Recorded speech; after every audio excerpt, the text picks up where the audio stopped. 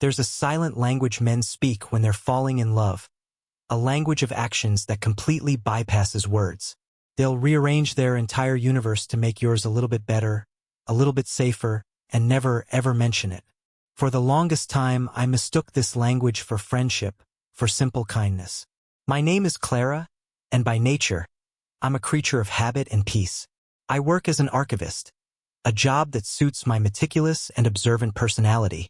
My life was a well-organized collection of predictable joys, and the most cherished part of that collection was my friendship with Liam. For 5 years, he was my constant, my sounding board, my late-night emergency contact, my partner in crime for trying ridiculously spicy foods. Our dynamic was easy, uncomplicated, and I wanted nothing more than for it to stay that way. But then, things started to shift. It was subtle at first, almost imperceptible, like a book on a shelf moved a millimeter to the left. It began with coffee. He knew I was useless without my morning latte, and he'd often grab one for me if he was out. But suddenly, it wasn't just occasional. It was every single day, waiting on my desk when I arrived at work, the exact ridiculously complicated order I preferred. When I tried to pay him back, he'd just wave it off with a casual, "Don't worry about it. I was there anyway." But what he didn't know was that his office was a full 20-minute detour from the specific coffee shop I loved. He was going out of his way, significantly, every single morning, and pretending it was nothing. That was the first thread I pulled. What Liam didn't know was that my job wasn't just about organizing old documents. It was about seeing patterns, connecting disparate pieces of information, and understanding the story they told when woven together. He thought he was being subtle, a ghost in the machine of my daily life, but he was leaving fingerprints everywhere. He was speaking a language I was just beginning to learn, and I had a feeling the story it told was going to change everything. Have you ever had a friend whose actions started to feel louder than their words? I'm convinced it's one of the most confusing and terrifying things in the world, because once you start noticing, you can't stop. This is the story of how I learned to translate the silence, and in doing so, uncovered a truth that was hiding in plain sight. The coffee was just the beginning, the prologue to a much more complex story. My first instinct, being the straightforward person I am, was to address the shift head-on. I figured if something was off in our friendship, the best way to fix it was to talk about it. One Friday afternoon, after he'd once again deflected my attempt to pay for a week's worth of lattes, I decided to try. We were walking through the park, our usual end-of-week ritual. "Hey, Liam," I started, trying to sound casual. "Is everything okay with us? You've been, I don't know, extra nice lately." He didn't even break his stride. He just laughed. A sound that was a little too forced, a little too loud. "What are you talking about, Clara? I'm always nice to you. Am I not allowed to be a good friend?" It was a masterful deflection. He turned my genuine question into an accusation against his character, making me feel silly for even asking. I immediately backpedaled, assuring him that wasn't what I meant, and the conversation was swiftly steered toward his complaints about a new project at his architecture firm. My attempt at a reasonable resolution had failed spectacularly. It was like trying to catch smoke with a net. Instead of clearing the air, my question seemed to make him double down on his confusing behavior. The gestures escalated. He started taking care of things for me that I never asked for, small acts of service that felt intensely personal. My car started making a weird rattling noise, and I mentioned it in passing. The very next morning, he was at my apartment at 7 a.m. with his toolbox. He spent 2 hours under the hood, getting grease on his favorite jacket, and when he was done, the noise was gone. His explanation: "I was bored, and it's better than listening to you worry about it." He'd framed his concern as a solution to his own boredom, a selfless act disguised as a selfish one. It was brilliant and deeply frustrating. This became the new pattern. A problem would surface in my life, big or small, and Liam would quietly, efficiently solve it, all while providing a plausible, friend-zone-approved excuse. My leaky faucet was a fun puzzle. Driving 45 minutes in rush hour traffic to pick me up when my train was canceled was on his way home anyway. It wasn't. It was during this period of escalation that I stopped trying to talk to him about it and started my investigation in earnest. I began a mental log, a secret archive of Liam's behaviors. I noted the frequency of the gestures, the type of assistance offered, and most importantly, the flimsy justifications he provided. He was building something, I realized, not with bricks and mortar like in his day job, but with actions. He was building a fortress of support and care around me, and my aha moment came when I understood the architectural principle he was using. He wanted the structure to be so solid, so reliable, that I would never want to leave it, but he was terrified of me ever noticing the blueprints. The investigation phase shifted my perspective entirely. I was no longer a confused friend, but a researcher observing a fascinating, complex subject. My apartment became my lab, our conversations my data points. I started to notice subtler patterns, things that went beyond acts of service. One of the most powerful signs was his memory. Liam had always been thoughtful, but this was different. This was a level of recall that was almost unnerving. One evening, we were scrolling through a streaming service, and he stopped on a bizarre-looking documentary about cuttlefish. "Oh, we should watch this," he said nonchalantly. I was confused. "Why?" "It looks weird," he glanced at me, a flicker of something in his eyes. "You said you were obsessed with them for like a month in 6th grade. You mentioned it once, years ago, when we first met. Said you wrote a whole report on their camouflage." I was stunned into silence. I had completely forgotten that I'd ever told him that story. It was a throwaway comment, a meaningless piece of childhood trivia shared over a beer 5 years earlier. Yet, he had cataloged it, stored it away in some pristine archive of his mind, and retrieved it at the perfect moment. That wasn't just good memory. That was active listening on a level that friendship alone rarely accounted for. He wasn't just hearing my words. He was collecting them. He remembered the name of my difficult great-aunt, the one I complained about every Christmas. He remembered the specific brand of ginger ale my mom used to give me when I was sick. He remembered that I hated the sound of people chewing ice. These weren't grand, romantic gestures. They were tiny, intimate details that, when strung together, painted a portrait of a man who was paying an extraordinary amount of attention. He was studying me with the same focus he applied to his architectural models, learning every line, every angle, every weakness, and every strength. This discovery of his meticulous memory was a crucial turning point. It explained why his gifts were always so perfect, why his advice was always so tailored. He wasn't just guessing. He was working from an extensive, deeply personal dataset. The grander gestures, the coffee, the car repair, were the support beams of the structure he was building. But these small, remembered details were the mortar holding it all together. They were proof that his focus was singular. He wasn't just being a good friend to everyone. This level of attention was reserved for me. My aha moment wasn't a single flash of insight, but a slow, dawning realization. Liam wasn't just in my life. He was actively curating it, trying to make it better from the inside out using information I had unknowingly given him. The knowledge was both terrifying and thrilling. The fortress he was building around me suddenly felt less like a prison of confusion and more like a sanctuary. The only question was whether he would ever admit to being the architect. Armed with this new understanding, my role shifted from observer to strategist. I knew a direct confrontation was useless. He was a master of deflection, and his fear of rejection was the bedrock of his entire covert operation. If I pushed him, he would retreat, and our friendship might genuinely crumble under the pressure. So, I decided I couldn't force a confession. Instead, I had to create an environment where the truth felt safer to exist than the lie. My plan wasn't a malicious trap, but a series of gentle, controlled experiments designed to test my hypothesis. I needed to see how he would react when certain variables were introduced, confirming that his actions were driven by something deeper than platonic affection. Liam, meanwhile, seemed to grow more confident in his subtlety. He believed his system was flawless. His acts of service were perfectly disguised, his attentive memory written off as a personal quirk. This overconfidence was his vulnerability. He was so focused on maintaining the facade of just a friend that he didn't realize the person he was performing for had already peeked behind the curtain. He assumed I was still operating on the surface level of our interactions, completely oblivious to the powerful undercurrents he was generating. This was the key to my strategy. He wouldn't be on guard because he didn't think there was anything to guard against. My first experiment was simple. I decided to test his protective instinct, a classic and powerful tell.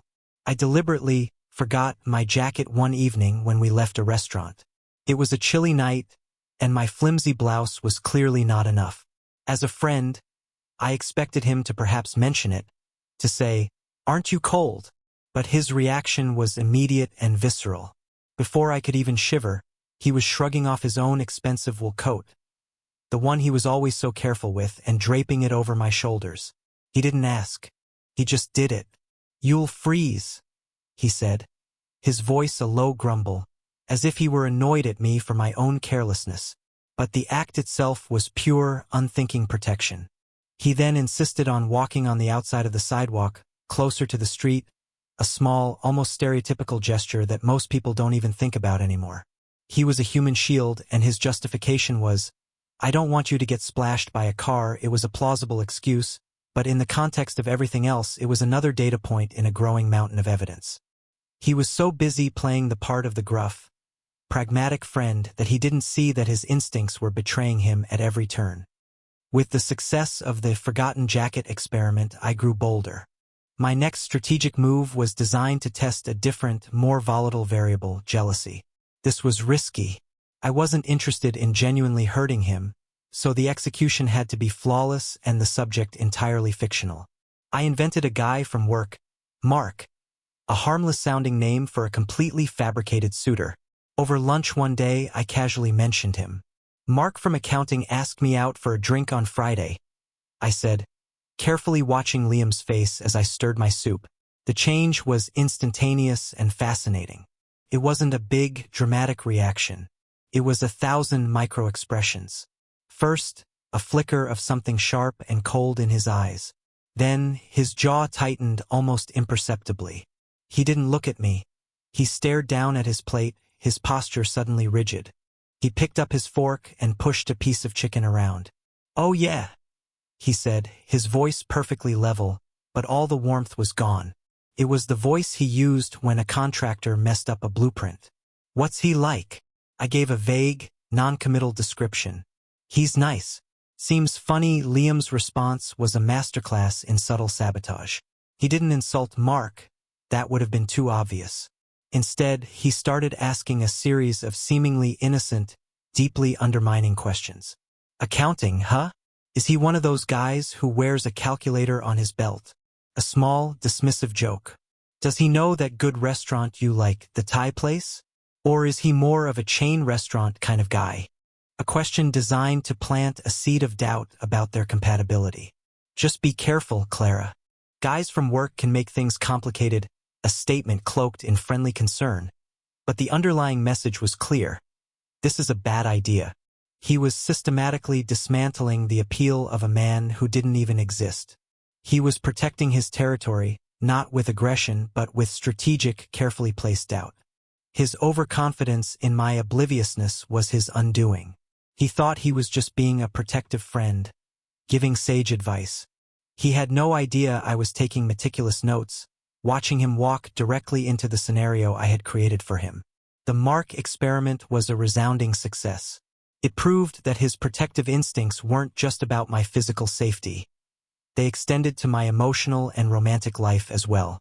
He wasn't just my friend. He was my self-appointed gatekeeper.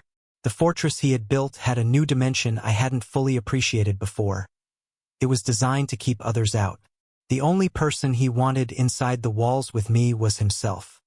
The experiments continued, each one confirming my theory with greater certainty. I observed how his body language changed when we were in public. In a crowded room, he would subconsciously position himself as a barrier between me and other people, a subtle but constant presence at my back. He never stood more than a few feet away, a quiet satellite in my orbit. If another man spoke to me for more than a few minutes, Liam would invariably find a reason to join the conversation, steering it back to a shared memory or an inside joke, effortlessly reestablishing their unique connection and signaling to the newcomer that this was a closed circle. It was a territorial display disguised as social grace. The most telling piece of evidence, however, came from his interactions with my world. He started investing his time and energy into the people and things I cared about, without any prompting from me. My younger sister was applying for design internships, and I mentioned how stressed she was. A week later, Liam called me and said he'd spent his entire weekend reviewing her portfolio, making detailed notes, and had already sent 3 emails to contacts of his in the industry on her behalf. His excuse was, "She's a talented kid. It's a good investment of my time," but he had never shown any interest in my sister's career before. He was investing in her because she was important to me. By extension, my world was becoming his world. The final test, the one that built the most tension, was when I allowed myself to be vulnerable in a way that wasn't a crisis to be solved. I had a terrible week at work. A project I'd poured my heart into was shelved indefinitely. I was dejected and sad, not in need of a leaky faucet fixed, but in need of simple comfort. I didn't call him. I just went home, planning to wallow in peace. Around 8 p.m., my doorbell rang. It was Liam, holding a bag from my favorite bakery. He didn't say, "I heard you had a bad day." He just said, "I was in the neighborhood and I bought too many croissants." It was another perfect lie, another beautiful piece of misdirection. He came in, didn't press me to talk, and just sat with me while we watched a stupid movie. He didn't try to fix my work problem. He just absorbed my sadness, sitting in the quiet darkness with me. He was there not because I had asked, but because he could sense my unhappiness across the city. His intuition about my emotional state was a far more powerful signal than any grand declaration. As the movie ended, the tension in the room was palpable. The silence was no longer comfortable. It was heavy with unspoken words. He had passed every single one of my tests, revealing the depth of his feelings through 1,000 quiet actions. He was so busy executing his strategy of silent, supportive love that he never realized I had been running a counter-strategy of observation all along. The stage was set. I had all the evidence I needed. The only thing left to do was to turn the tables and have the conversation he had been avoiding for months. The climax didn't happen with a dramatic outburst or a tearful confession. It happened on a quiet Tuesday night, in the soft glow of my living room lamp. The air was thick with the weight of everything I had discovered, every act of service, every remembered detail, every protective gesture. Liam was helping me assemble a ridiculously complicated bookshelf, a task he had, of course, volunteered for. As he tightened the final screw, he sat back on his heels and surveyed his work with a satisfied sigh. "There," he said, "solid as a rock. It's not going anywhere." The irony was so perfect, so poignant, that I knew this was the moment. The fortress metaphor had come full circle. I took a deep breath, my heart hammering against my ribs. My strategy was complete. Now came the reveal. "Liam," I said, my voice softer than I intended, "we need to talk. And this time, I need you to just listen." He looked up, his expression shifting from satisfaction to immediate caution. He saw the seriousness in my eyes and the familiar walls began to rise. This was his default setting. Prepare for deflection. But I didn't give him the chance. I began to present my evidence, not as accusations, but as a story I had pieced together. For the last 6 months, I started. A latte from my favorite coffee shop, which is a 20-minute detour for you, has appeared on my desk every morning. You told me it was on your way. His face remained neutral, but I saw a flicker of panic in his eyes. I continued, ticking off the points methodically, like an archivist presenting a curated collection. When my car made a noise, you spent 2 hours fixing it on your day off because you were bored. When I forgot my coat, you gave me yours without a second thought. You remembered a stupid story about cuttlefish I told you 5 years ago. You sabotaged my fictional date with Mark from accounting because you were concerned work relationships get complicated. With each point, I saw a crack appear in his carefully constructed facade. He opened his mouth to interrupt, to offer one of his well-rehearsed excuses, but I held up a hand. "Let me finish," I said gently. "You spent a weekend helping my sister with her portfolio. You show up with my favorite pastry when I'm sad without me ever saying a word. You build my furniture. You guard me in crowds, and you always always walk on the outside of the sidewalk. I paused, letting the weight of my words settle in the space between us. I looked him directly in the eye. These aren't random acts of kindness, Liam. This is a pattern. It's a language. And you've been screaming it at me for months. The silence that followed was the most profound I had ever shared with him. His carefully crafted defenses, the walls of plausible deniability he had spent months building, crumbled to dust under the weight of the evidence. The confident architect was gone, replaced by a man completely exposed. His first reaction was denial, a last, desperate grasp for his crumbling reality. "Clara, you're overthinking it," he stammered, the words sounding hollow even to his own ears. "I'm just a good friend. That's all," but his eyes told a different story. They were wide with shock and a raw, terrified vulnerability I had never seen before. He looked like a man who had been hiding in the shadows and was suddenly thrust into the brightest spotlight imaginable. I didn't argue. I just held his gaze, my own expression calm and certain. I had laid out the facts, and they were undeniable. My silence was my final piece of evidence, allowing his own denial to echo in the quiet room and reveal its own weakness. His bravado faded, replaced by a wave of something that looked like rage, but was actually pure panic. "What do you want me to say?" he snapped, his voice cracking. "What do you want from me?" It was the cry of a cornered animal, lashing out because he had nowhere left to run. This was the downfall I had been anticipating, not a moment of public humiliation, but a private, intimate collapse of his emotional armor. The power dynamic in the room had irrevocably shifted. For months, he had held all the cards, controlling the narrative with his actions while I was left in a state of confused uncertainty.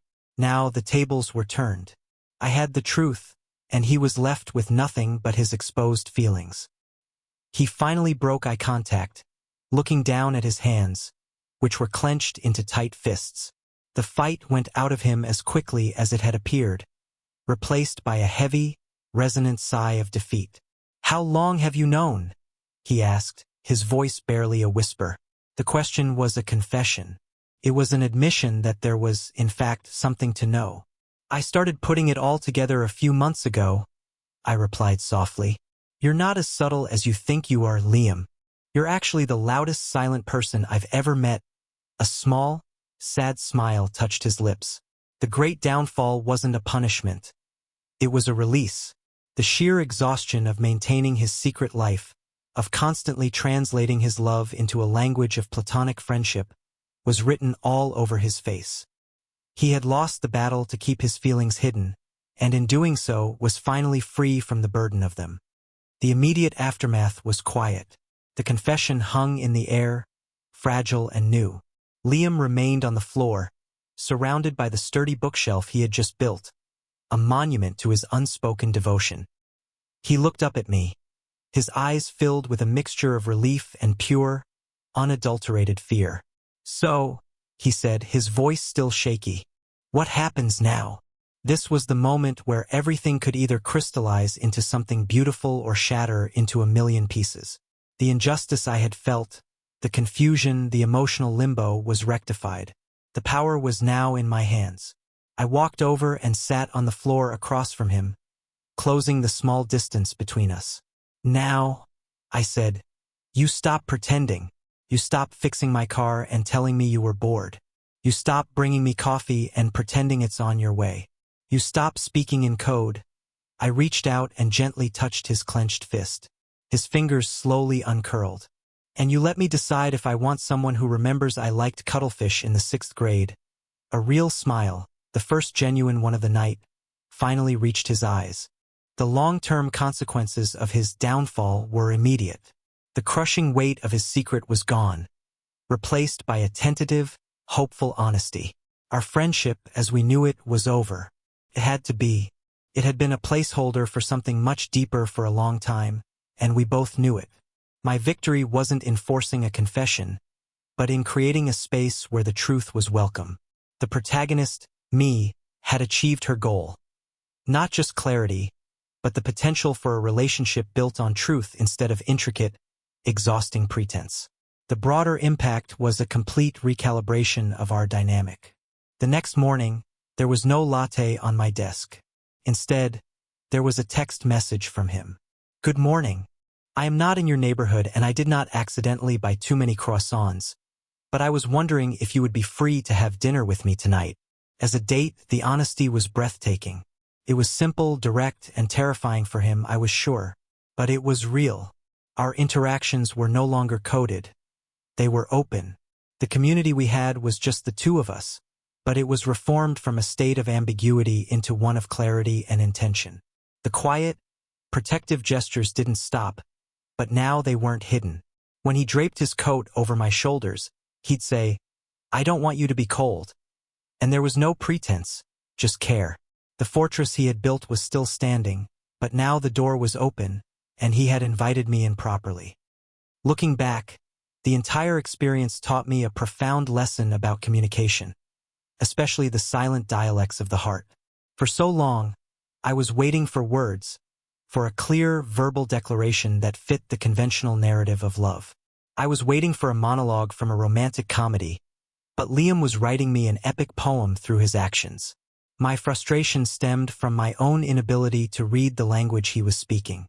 The moral of this story, the takeaway I hold on to, is that love, particularly for men who are taught to be strong and stoic, often manifests as a verb before it becomes a noun. It is an act of service, an instinct to protect, a memory of a small detail, a quiet presence in a moment of sadness.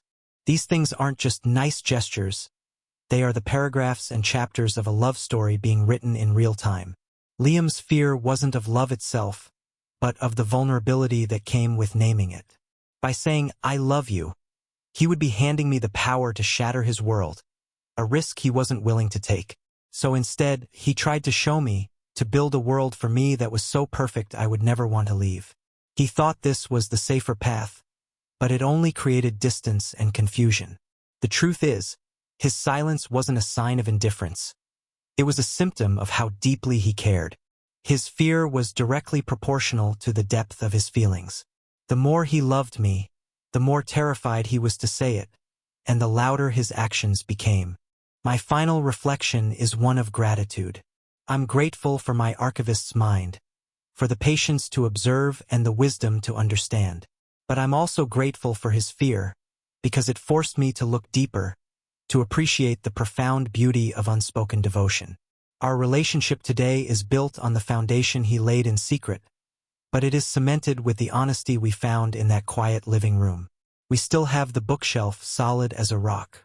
It's a daily reminder that the strongest structures are built with both unwavering support and fearless truth. So, to anyone out there who feels they are in a state of confusion, caught in a friendship that feels like something more, I encourage you to stop listening for the words and start watching the actions. Learn to read the silent language. It may be telling you the greatest story of your life, one that is just waiting for you to finally acknowledge it.